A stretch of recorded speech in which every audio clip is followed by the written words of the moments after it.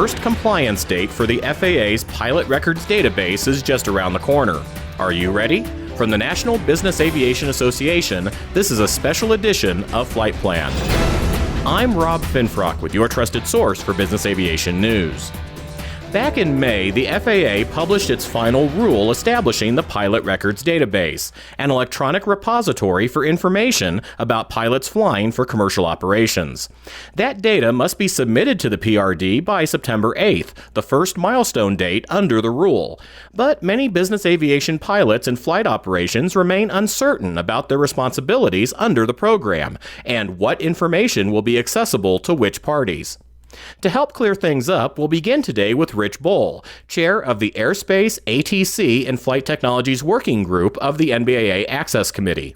Rich, what do business aviation pilots and operators who fall under the PRD requirements need to be doing right now? There are two things to understand before the September 8th deadline. First of all is a requirement for the operator to register their responsible person. The responsible person is the one who the FAA is going to be going to for additional access and authority to enter records and review records in the pilot record database for that operator. If you are a Part 135 operator, you need to register a responsible person by that September 8th date. If you are a corporate operator operating two or more aircraft that are requiring a type rating under 6131, or you are operating a turbine-powered rotorcraft or two or more rotorcraft, then you must also register a responsible person. The responsible person, if you hold an LOA or OPSPECs under 135 or MSPECs under Part 91K, the responsible person is probably going to be the same person that's listed on that LOA. So they would get onto the pilot record database. Registering is basically a two-step process. The first process is to register and get confirmation through a system called My Access. This is a gateway, if you would, into the FAA's internal internet. There is a means for FAA employees and DoD employees to get in there through their normal credentials. But there is a way where outside individuals can get in by verifying certain information. And having been through that process, they're going to ask you a whole bunch of questions.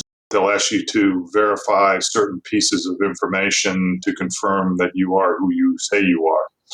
Once they have been granted internal access into the FAA's computer system through My Access, you will then do a second qualification as a responsible person or a pilot by gaining access to the pilot record database itself. And the logon process will go through two separate processes to do that. If you are registering as a responsible operator, your information will probably already be in the FAA's system. The important thing is to select the operator from the operator name that's already probably in there from an OPSPEC, MSPEC, or an LOA. There may be more than one. You may have expired ones in there, ones that have been changed over the years. So make sure you select the most current one. You can refer to your OPSPEC, your MSPEC, or your LOA for the most current one. And then you'll register. You'll get a confirmation email back. For the responsible operator or the responsible person for that operator, for pilots, there's no requirement to register with the pilot record database unless you are going to get hired or you're seeking employment with an air carrier that's required to obtain records on you prior to hiring. And that requirement doesn't begin until June of next year. I think there are some requirements starting in December. However, we're encouraging all pilots to go ahead and log on and obtain access to the pilot record database. The process is the same. If you are currently employed, you would want to put your current employer again using the operator name. Do not, and I can't overemphasize this, do not use an employer's email address to register. Use a personal email address. And the reason is you shift employers, you may lose access to your employer email address in the future.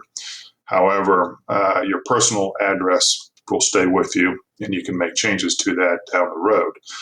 This is something the FAA is recommending. It's not mine, but it's actually in all the FAA's guidance. The important thing for pilots about registering on the PRD is it allows you to look at the information that's already in there. The FAA has already pre-populated much of the information that the FAA holds. The pilot certificates that you hold, the medical certificate that you hold, history of practical tests that you have taken, failures, incident and accident history there as well. So you want to take some time and simply review the information in there. There is a process if the information is in error, or you want to dispute the information. There is a process that the FAA has, and it's described in Advisory Circular 120-68J on what pilots can do and the steps they need to do to correct any information that the FAA holds that owns that they have populated in the Pilot Record Database. We'll have more about the Pilot Records Database, including a new NBAA resource to help pilots and operators navigate this process in just a moment after this word from the association. NBAA Flight Plan listeners, get ready. Business aviation's biggest event is back and in person. Register today at nbaa.org/2021. We'll see you there. We're back with Rich Bohl and our discussion about requirements for business aviation pilots and operators to register with the FAA's Pilot Records Database by September 8th. Also joining me now is Brian Kester, CAM and NBAA's Director of Flight Operations and Regulations. Brian, the focus of our conversation so far has been on requirements for commercial Part 125 and Part 135 operators, but it's also important to note the PRD applies to certain Part 91 operations as well, if they operate 2 or more turbine aircraft requiring a type rating, right? Yeah, Rob, I'll just add that requirement only applies if they operate in furtherance of a business. So if it's a private individual who owns and operates 2 turbine-powered aircraft that require a type rating or turbine-powered helicopters for personal reasons, this wouldn't apply to them. Thanks for clarifying that, Brian, as I know that's one of several questions NBAA has received from members about the PRD. Others have centered around privacy concerns, so let's tackle some of those questions now as well. Brian, given the scope of information required, should pilots work with their company's human resources department when submitting this information to the PRD? The regulation actually requires folks to have a process in place to protect the information of the pilot. This is all really sensitive information, so it'll probably depend on the organization and what their process is. They're able to designate different folks within their organization to be in charge of pilot record database information, and if someone from HR is the right person to be in charge of that, they can be included, but they need to be aware of and follow the procedures outlined for maintaining the privacy of the records for the pilots at that organization. And Rich, along similar lines, once the information is in the database, who will be able to access it? And who will have the ability to add information to a pilot's record, such as reporting the results of a drug test? So we need to understand kind of how this process works a bit. The responsible person for an operator is just like with an OpSpec, MSpec, or LOA. They are the person who the FAA is going to go to ensure compliance with the rule or compliance with the OpSpec. If there's any questions about who's accessing the data, who has the authority to access the PRD, it is the responsible person. They are the ones really on the hook as far as the compliance with the CFR is concerned. The responsible person then through the PRD can designate and approve others for access to the pilot record database. So the responsible person can designate individuals who can enter data into the PRD. For example, if you have a pilot within the flight department who maintains the pilot records for training, as pilots cycle through their recurrent and initial training, and there's a requirement you populate the database, that person can enter the data in the database. They wouldn't necessarily have authority to view the data that's entered in the database. Then you have a classification of a reviewer, someone who can actually get into the pilot record database and review something that's in there. Now, it's not, hey, I'm going to go do a Google search of the pilot record database. An individual pilot has to grant access to any entity to view, except for the FAA, to view records that are in the pilot record database. So if you're going to hire a pilot and you want to use the pilot record database to review the pilot records for that individual pilot, that pilot has to grant access. They can grant access rights for a certain period of time. When that time expires, they can re-grant that access, and they can revoke it at any time. So a person, say a 135 operator who has an individual who's responsible for reviewing candidates for coming on, for potential new hire candidates, you can designate that person as a reviewer. That person can review the information, and they are obligated to not disclose that information under the CFR or use that information for any purposes other than determining the person's candidacy for the hiring role. There can be access granted to enter the data from the HR side. Anybody, it doesn't have to be a pilot to enter the data. There is, for the Part 91 operator, requirement to enter pilot information on pilot performance if it results in a permanent or temporary suspension of pilot duties.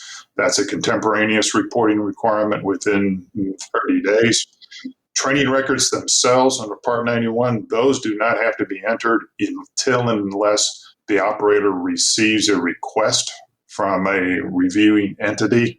So in other words, a pilot of yours is decided to pursue another career. They've gone to an airline. That airline then can send a PRD request back to you.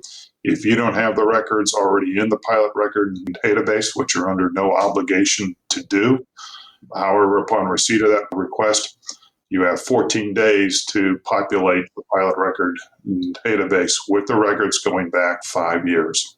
Brian, this issue kicked into high gear last year when the FAA issued a notice of proposed rulemaking regarding the PRD. How did NBAA and its members respond to that NPRM? Last year, at the height of the pandemic, the FAA released the NPRM announcing the proposed rule for the new pilot records database. And this is something they've been working on for 10 years.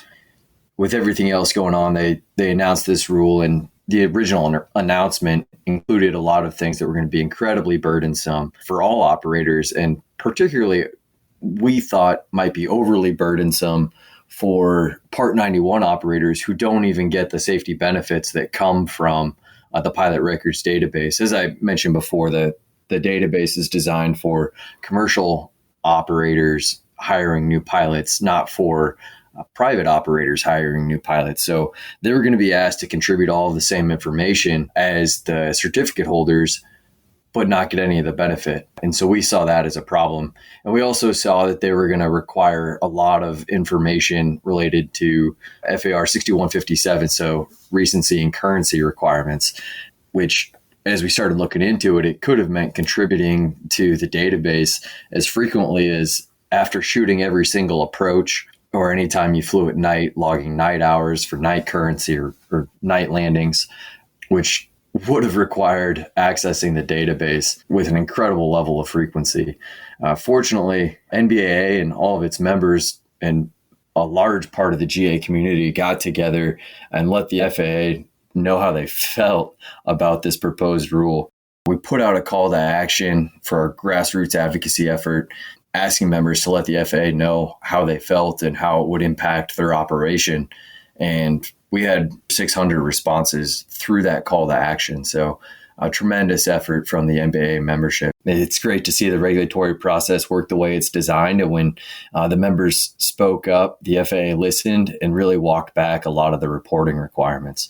So instead of having to report what could have been as frequently as just about every single flight, now Part 91 operators only have to report when a pilot is terminated for reasons related to that individual's performance as a pilot, or upon request. So if someone leaves of their own accord and then they go to apply for a commercial air carrier and that air carrier requests records, then the Part 91 operator would have to provide that information to the database. And Brian, I understand NBAA recently published a new resource for members about PRD requirements. That's available at nbaa.org/PRD guide. All this is outlined in that resource guide, and I've got to thank the members of NBAA's Regulatory Issues Advisory Group who helped put that guide together. Tried to condense the 200-page NPRM, the final rule, the regulatory language from that, and the lengthy advisory circular all condensed into a quick and easy to digest guide. And so a special thanks to Marina O'Brien from Holland and Knight and Alison Squizzi-Morrow from the law offices of Paul Lang for helping us put that together. Rich, do you have any additional resources or tips to share? I have heard that some of the FSDOs are starting to reach out to known corporate operators, Part 91 operators that they know are going to be part of or have a reporting requirement for the PRD. I know that our FSDO reached out to us last month and said, what are your plans to comply with the September 8th deadline? So if you haven't been contacted by your local FSDO yet, you very well might be soon. It's important to reiterate the September 8th compliance date is only the first major deadline under the Pilot Records Database. On December 7th of this year, the PRD becomes the only method by which responsible parties at air carriers and other commercial flight operations may request pilot records from the FAA. And as of June 2022, those parties must also use the PRD to make entries on a pilot's record. To learn more about these requirements and NBAA's new resource for its members, visit nbaa.org/PRD guide. Pilots can also find the link there to the FAA's My Access web-based application to enter their records information. And that's the latest from the National Business Aviation Association. Remember, you can subscribe to all Flight Plan episodes at Apple Podcasts in the App Store, wherever you find your favorite podcasts, including by asking Alexa or another connected device, or download them from nbaa.org. I'm Rob Finfrock. Thanks for listening, and be sure to join us next time for a new episode of Flight Plan.